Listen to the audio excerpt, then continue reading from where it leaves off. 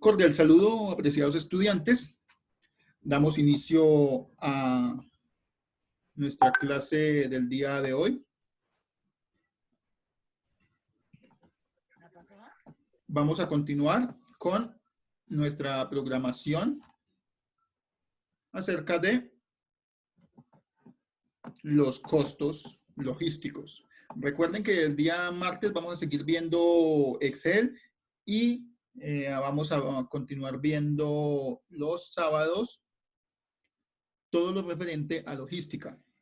Igualmente, los martes vamos a ver estadística y los sábados también algo referente a HSQ, todo lo referente a la gestión de la calidad. Tengamos en cuenta,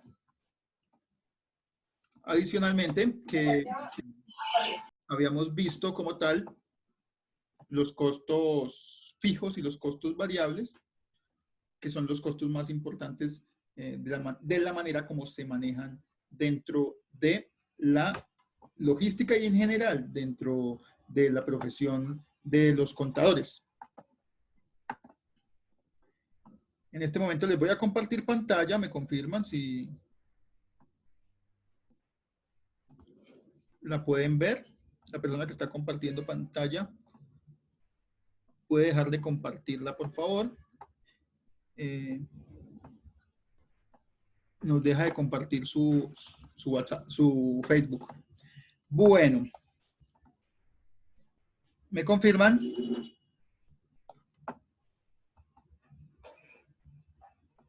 Si pueden ver mi pantalla, por favor.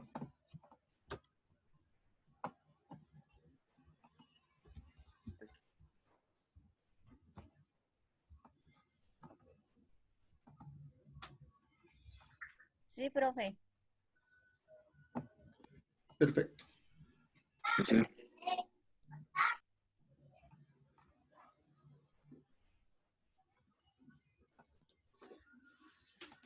Bien, nos hace falta todavía Víctor, Paola, no sé qué ha pasado de pronto con ellos, nos toca mirar un poco. Paola creo que está de noche. Comprendo. Creo que está acá arriba. Vale, entonces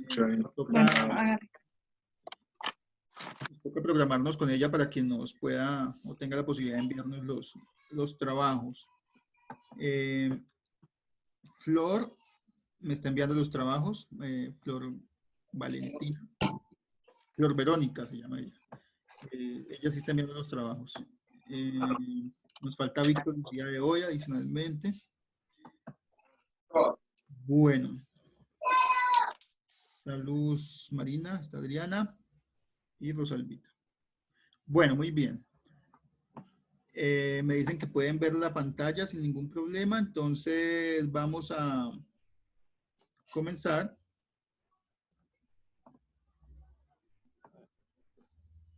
La presentación.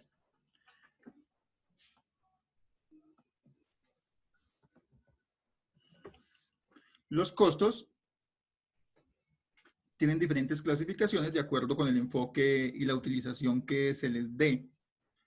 Algunas de las clasificaciones más usadas las vamos a ver hoy, dependiendo de a qué se refieren esos costos. En este caso, según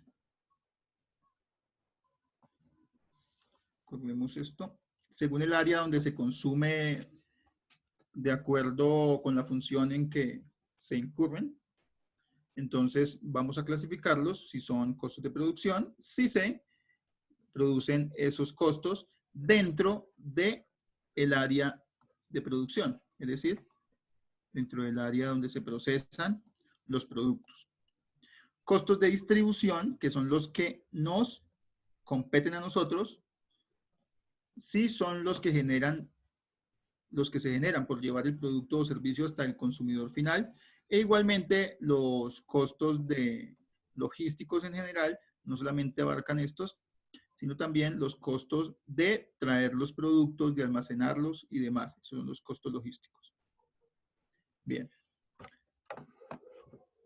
Adicionalmente, los costos de administración son los generados en las áreas administrativas de la empresa y se denominan gastos más que costos administrativos.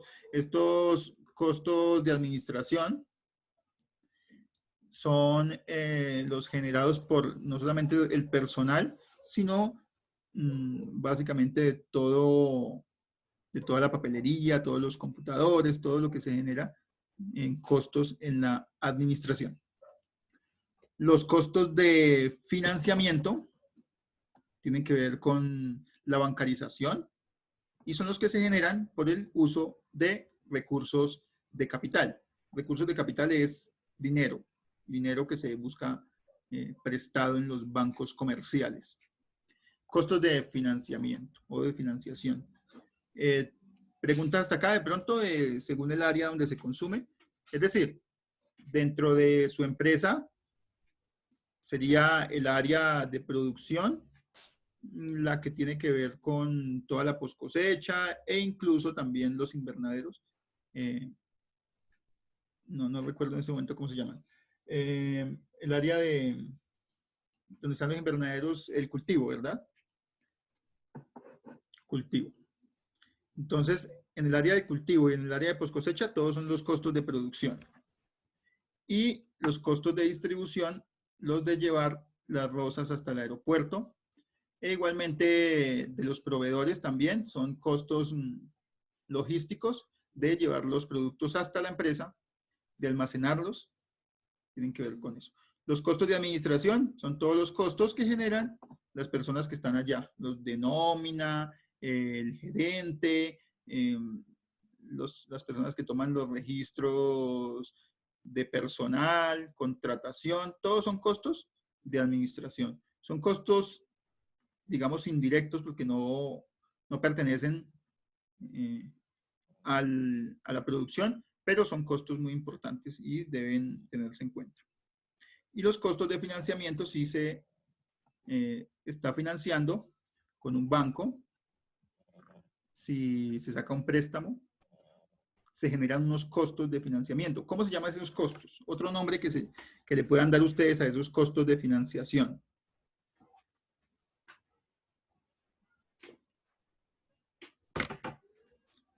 ¿Por qué es costoso sacar dinero del banco? Mejor dicho, es la pregunta. ¿Se llaman costos de representación? De representación, algunas veces cuando las empresas tienen que contratar abogados y demás, pues hay unos costos de representación. Pero esos costos de financiación son los que se le pagan a los bancos. ¿Qué le paga uno a los bancos? ¿O impuestos? No, ese le paga uno al Estado. ¿Intereses? Como los intereses. Intereses, muy bien, muy bien. Entonces, los costos de entrada Víctor, los costos de financiamiento o financiación sí tienen que ver con los intereses, como nos dice Rosalvita en este momento. Estos costos que están acá. ¿Preguntas acerca de esta clasificación de los costos? No sé. Bueno, entonces lo importante es que determinen ustedes dónde se generan esos costos. Y en cada una de esas áreas, pues vemos o registramos el costo total de cada área. Ese es según el área donde se consume o donde se genera el costo. Continuamos. Según la identificación. Entonces, esos costos pueden ser directos o indirectos. Directos, y son los costos que pueden identificarse fácilmente con el producto, el servicio, el proceso, el departamento. Y son costos directos el material directo y la mano de obra directa. Entonces hay que tenerlo en cuenta. Los indirectos, en cambio, son un monto global, es decir, más general. Se conoce para toda la empresa o para un conjunto de productos. Es difícil asociarlos por un producto o un servicio específico. Para su asignación se requieren base de distribución. metros cuadrados, número de personas, etcétera. Ya vamos a ver de qué manera funciona. Es decir, para los costos directos, nosotros podemos asociar el producto que realiza la empresa. En este caso, si la empresa tiene como funciones cortar flores, empacar flores, un costo directo sería, digamos, las cajas donde se empacan, los embalajes donde se empacan las flores, que nos pertenece a nosotros como logística. ¿Sería un costo directo, sí o no? ¿Tiene que ver con la producción de flores? ¿Sí? Sí, señora. Y digamos un costo que tenga que ver con la poda de la finca. Digamos, está muy alto el pasto alrededor de los invernaderos y podemos decir que vamos a generar el costo de poda de toda la empresa. Entonces son, qué sé yo, 2.000 metros cuadrados de poda. Eso sería un costo directo con la producción de flores. ¿Tendría que ver directamente con la producción de flores o sería un costo indirecto? ¿Indirecto? Indirecto. Directo. Entonces hay que clasificarlos dependiendo de dónde se identifiquen, si tienen que ver con la producción o no tienen que ver con la producción.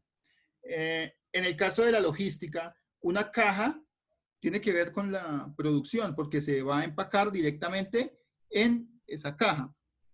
En cambio, si nosotros tenemos, por ejemplo, dentro de esa logística, un costo como cuál, como el ejemplo que siempre doy, los baños que se tienen dentro de el almacén para los trabajadores que están dentro del almacén. Ese sería un costo indirecto. Otros costos indirectos, pues tienen que ver con la mano de obra, pero adicional. La mano de obra adicional que se paga, digamos, los requisitos que debe tener la empresa en mano de obra son directos. Pero si se paga, digamos, se da un beneficio de una fiesta para los trabajadores, en general no es un costo directo, sino indirecto. Entonces, lo que se hace como salarios y en general los beneficios sociales que tiene el salario, como pensiones, cesantías, vacaciones, todo eso hace parte de los costos directos porque las personas están participando directamente en la producción. Pero si es algo extra del sueldo, en general de lo que se refiere a algunos beneficios para los trabajadores, diferentes a salarios y a todas las prestaciones sociales, ya es un costo indirecto, así tenga que ver con la mano de obra. Bueno, ese es según la identificación. ¿Preguntas hasta acá, de pronto? Yo no sé. ¿No? Todo claro hasta acá. Entonces sí vamos.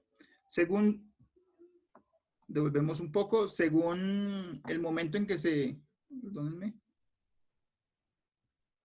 según el área donde se consume, entonces pueden ser costos de producción, costos de distribución, costos de administración, costos de financiamiento. Depende de qué área esté en juego.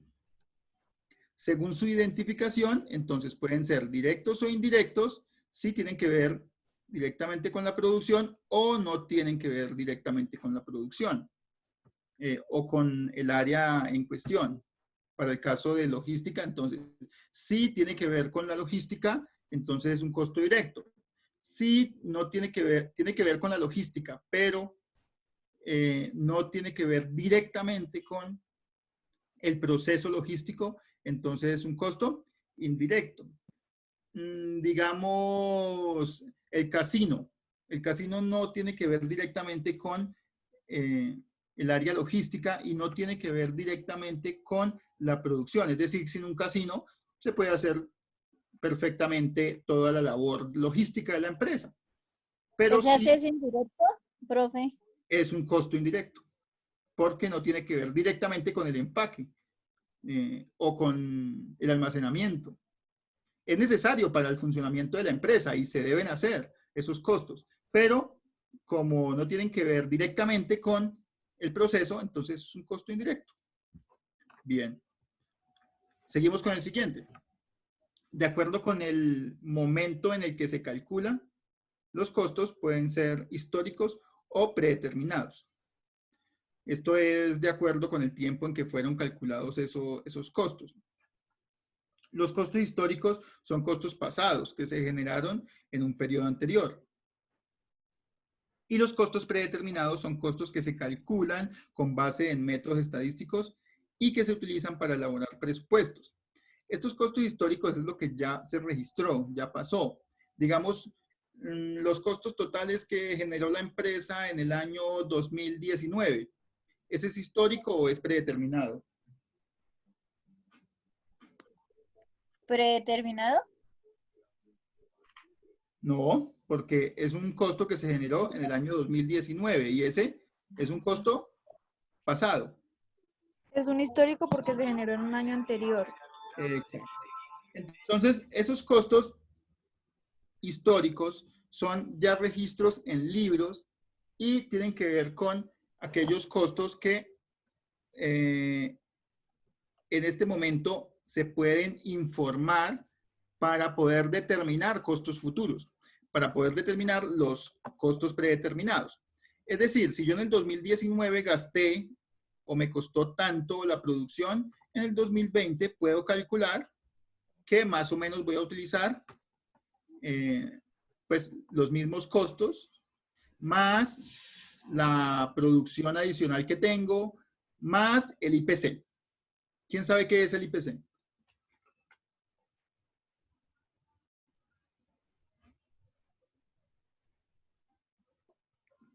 ¿No? No, señor. También conocido como los índices del costo de vida. El IPC es el índice de precios al consumidor y se calcula con base en los precios de los productos que tienen las personas, pues en el mercado, obviamente, o que participan las personas en el mercado. Esos precios generalmente suben, no bajan. ¿Por qué suben? Porque si bajaran esos precios, las personas tendrían incentivos para comprar mañana y no hoy. Y eso es no es beneficioso para la economía. ¿Qué tal si yo sé que un computador va a valer mañana un poco menos que hoy y el siguiente mes va a valer menos y en el otro año posiblemente valga menos? Las personas tendrían incentivos a esperar un poquito más para hacer el gasto y no comprarlo aún. Entonces, ese problema se debe evitar. Básicamente, nunca hay pues casi en ningún lado, en excepción de Japón, hay ese problema de la inflación, así como le estoy diciendo, pero trae consecuencias negativas para la economía. Lo importante en este momento es que me comprendan que los costos históricos, es decir, los costos de ayer, pueden calcularse hoy, pero hay que aumentarles un poco dependiendo del IPC. El IPC más o menos crece un 5%, de 3 a 5% anualmente. Este año es un año loco, pues lo llamo de esa manera, es un año atípico, entonces se tiene cálculos diferentes. Pero generalmente vale 5% y el sueldo mínimo se calcula, o los sueldos en general, los arrendamientos y demás, se calculan basados en ese índice de precios al consumidor.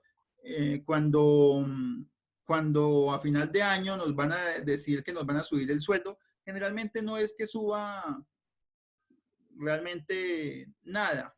¿sí? Es muy poco lo que sube en términos reales, porque lo que sube generalmente solo es el IPC, es decir, lo que subieron los precios. ¿Por qué? Porque mañana yo gano más, el otro año yo gano más, sí, bueno, me subieron el sueldo, pero también las cosas van a valer más. Entonces, no, realmente el sueldo no sube, realmente no estoy ganando cada año más, estoy ganando lo mismo, solamente que le ponen números más altos a mi sueldo y números más altos también a los precios de las cosas. Tampoco es que la inflación suba más que los salarios. Generalmente los salarios suben un poquito más que la inflación. Este año es probable que no suba mucho el salario mínimo porque se estancó la economía y no hay crecimiento. Entonces va a haber una controversia, ya lo verán al final de año, respecto a esta parte de la economía. ¿Por qué les explico un poco del IPC, del índice de precios al consumidor, o lo mismo, la inflación, es decir, la subida de precios?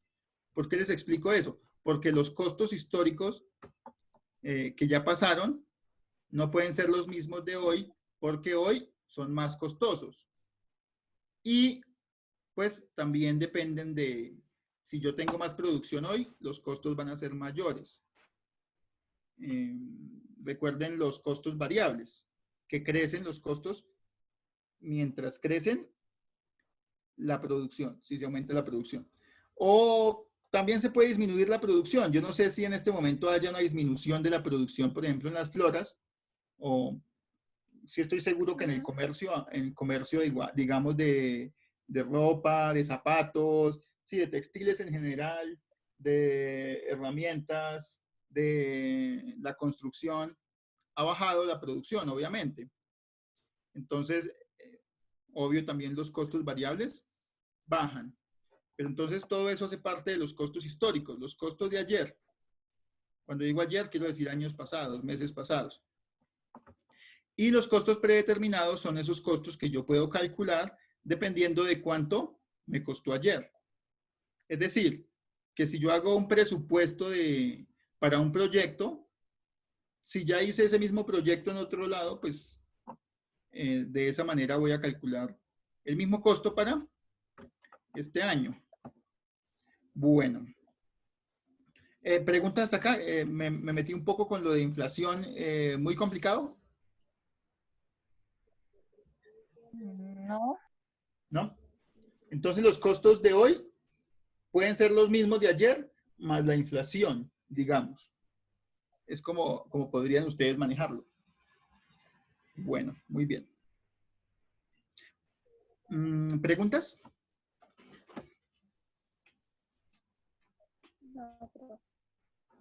¿No? Si tienen preguntas, háganmelas de una vez para ir en caliente respondiéndolas. Bueno, continuamos.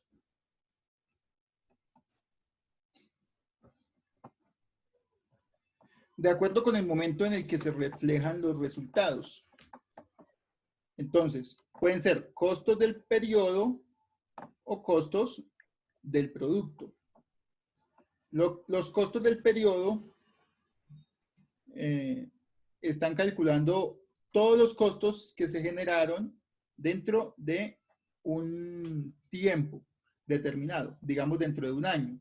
Generalmente estos costos se pueden presentar mensualmente, pero para el gobierno es necesario que se presenten las empresas anualmente estos reportes de costos del periodo. Entonces son los costos que se identifican con periodos de tiempo y no con el producto. Se deben asociar con los ingresos en el periodo en el que se generó el costo. Ya vamos a mirar la contrapartida de los costos, porque no siempre son costos, sino también hay ingresos. Y que los ingresos deben ser mayores que los costos, porque de lo contrario no habría ganancia para la empresa. La única empresa, bueno, las empresas donde los costos y los ingresos son iguales, son las empresas sin ánimos de lucro. Vale notar que pues esas empresas crean empleo y prestan servicios, pero no tienen el ánimo de enriquecerse ni de generar ganancias. En cambio, una empresa con ánimo de lucro tiene la intención de generar nuevas ganancias, no solamente para enriquecer a los dueños de esas empresas, sino para poder reinvertirlas. Esos son es lo que se hace en esta economía, que es producir, generar empleo. Con el empleo se generan ingresos para las personas, pero también se generan ganancias a los dueños de las empresas. Bueno, estos son los costos del periodo. Entonces se asocian a los costos generados en un tiempo determinado. En cambio, los costos del producto no se asocian al tiempo, se asocian al ingreso cuando han contribuido a generarlos en forma directa. Es el costo de la mercancía vendida. Entonces, estos costos del producto tienen que ver con cuánto valió el producto o cuánto se generó de costo el producto. Llevarlo a la empresa, transformarlo y demás. Entonces hay que diferenciar si estamos tomando en cuenta periodos o productos. Igualmente este costo de producto no puede quedar libre, obviamente tiene que tener la característica del periodo, es decir, los costos de los productos o todos los costos tienen que estar reglamentados en eso, en poder determinarlos en un periodo de tiempo fijo y poder asociarlos a ese periodo de tiempo fijo. ¿Por qué? Porque yo puedo decir cuántos son los costos del producto, cuántos son los costos directos o indirectos, pero eso no me dirá nada si no digo en qué periodo. Entonces es importante siempre mostrar el periodo de tiempo en que se generaron esos costos. Muy bien. Bueno, para esos costos del periodo, lo que les decía es que las empresas están obligadas a presentar sus informes. Hay varios formatos que se presentan para las ganancias de la empresa y poder tributar anualmente. Y básicamente se tiene en cuenta esos costos y las ganancias, las utilidades, para poder determinar cuánto se les cobra de impuestos a esas empresas. Entonces, la entidad que se encarga de esos cobros de los impuestos, ¿alguien la conoce? ¿Cómo se llama? En Colombia.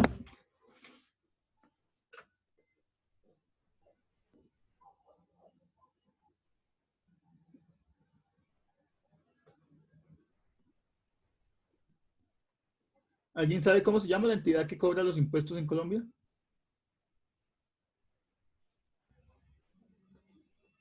La DIAN. La DIAN. Muy bien, muchísimas gracias. Bienvenida Marisney. Bueno, continuamos. La DIAN. La DIAN genera esos impuestos basados en las ganancias de las empresas. También genera impuestos a los consumidores. En este caso, esos costos sirven para generar esos impuestos a las empresas. Las empresas como tal no son consumidoras directas, sino que, bueno, también obviamente compran los productos para transformarlos y poder venderlos nuevamente, pero en general no son los consumidores máximos. Los consumidores por naturaleza son las personas naturales. Y esas personas naturales también están asociadas a un impuesto. Entonces, en este caso, el impuesto sobre las ganancias es uno y el impuesto sobre el consumo es uno diferente. Hay que tener en cuenta que el impuesto sobre el consumo no es el mismo impuesto que se cobra sobre productos que son de capital. Los productos y maquinaria de capital, es decir, aquellos productos que se generan o se compran mejor para transformar otros productos, es decir, les doy un ejemplo, maquinaria. La máquina para hacer pan, por ejemplo, o un horno para hacer pan. Sí, hay máquinas para amasar y demás, pero un horno para hacer un pan hace parte de esos productos o de esa maquinaria y equipo que es de capital. Y de capital significa que generan nuevos productos y esos productos tienen unos impuestos diferentes. Muchas veces se les cobra menores impuestos a esos productos de capital que a los productos que son de consumo para las personas. Digamos, un automóvil es un producto de consumo si lo tiene una persona en particular para su disfrute familiar. Una moto son de consumo. Pero los bienes de capital serían, por ejemplo, un automóvil, pero un automóvil que se usa para la empresa o un camión que se usa para la empresa es un producto de capital. Entonces son diferentes. Entonces tengan en cuenta que los costos que se generan dentro de una empresa son muy diferentes a los costos que se generan para una persona natural y adicionalmente se cobran impuestos distintos. En el caso de nosotros los consumidores naturales, pues pagamos IVA. No quiero decir que las empresas no, porque también tienen productos que pagan IVA. Y en el caso de las empresas compran maquinaria que muchas veces pagan IVA, pero algunas están exentas de IVA por ser productos de capital o bienes de capital. Sí, hay que tener en cuenta eso. Respecto a los impuestos, hay mucho que decir, obviamente.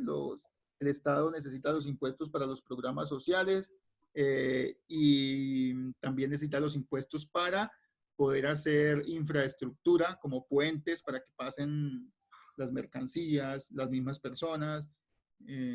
Y pues eso hace parte de todo el gasto que hace el Estado con esos impuestos. Hay una partecita para la corrupción también se necesita dentro del sistema económico.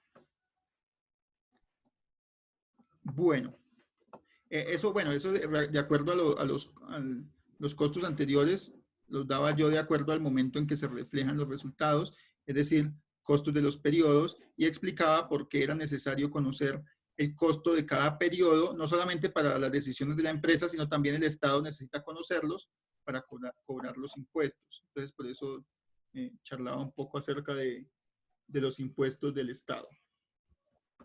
Bueno, de acuerdo con el control que se tenga sobre su consumo y según el grado de control son costos controlables o costos no controlables.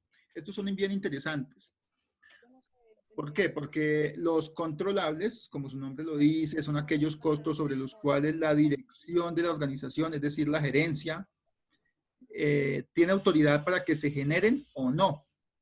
Y el porcentaje de aumento en los salarios de los empleados que ganen más del salario mínimo es un costo controlable para la empresa.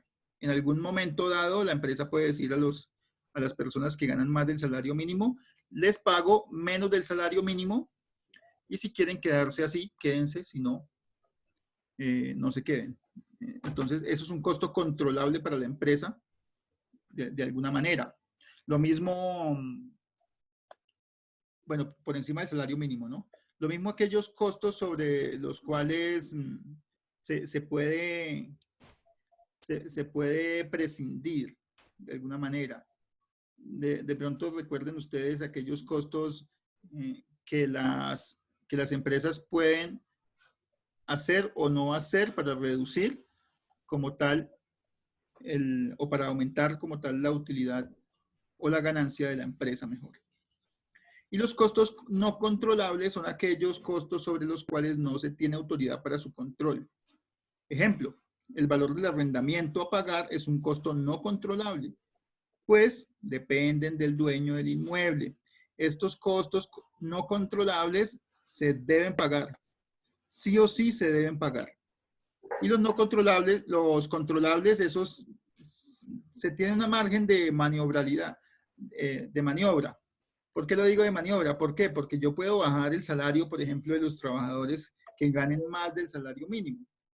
Pero eso no me asegura que no me vayan a renunciar y me vaya a generar una crisis en la empresa de alguna manera.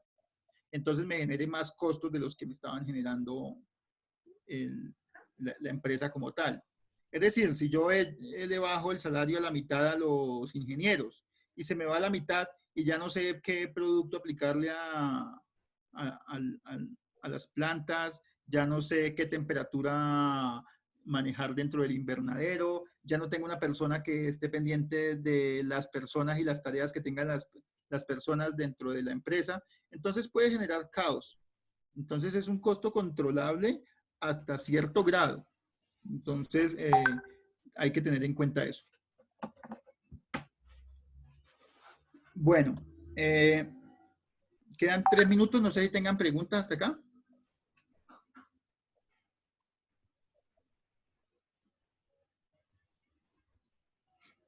¿Preguntas acá de los costos controlables? Profe, los costos controlables es cuando reducen personal, también son costos controlables, ¿cierto? ¿Cuándo qué me dices?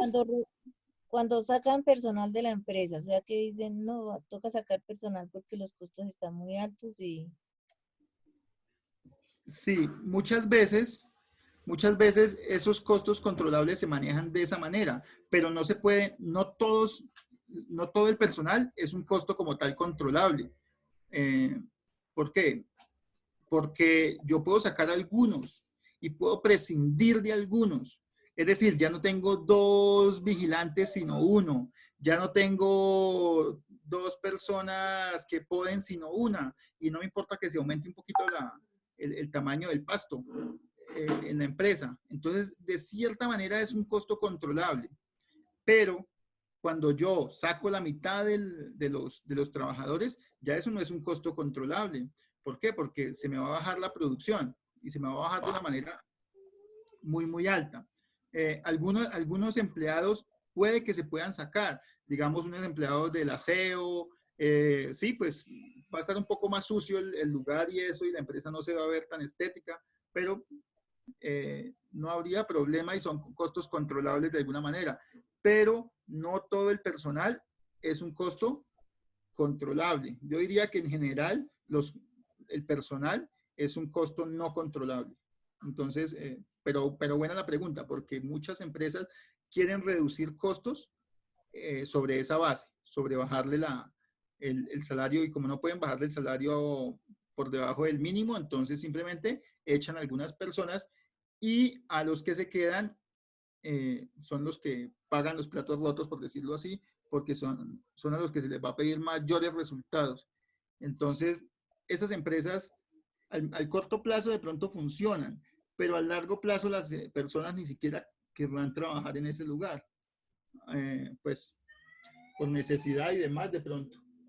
Entonces, básicamente se maneja de esa manera. Pero en general, la mano de obra no es un costo controlable. Hay que generar costos por mano de obra, obligatoriamente. Obligatoriamente hay que gastar en mano de obra porque las empresas no funcionan sin personal. Bueno, entonces nos vemos a las 8 en punto. Recuerden que llamo lista a las 8 y cualquier inquietud, por favor, para que me lo hagan saber después de ese momento. Bueno, entonces hasta luego, hasta las 8. Hasta luego.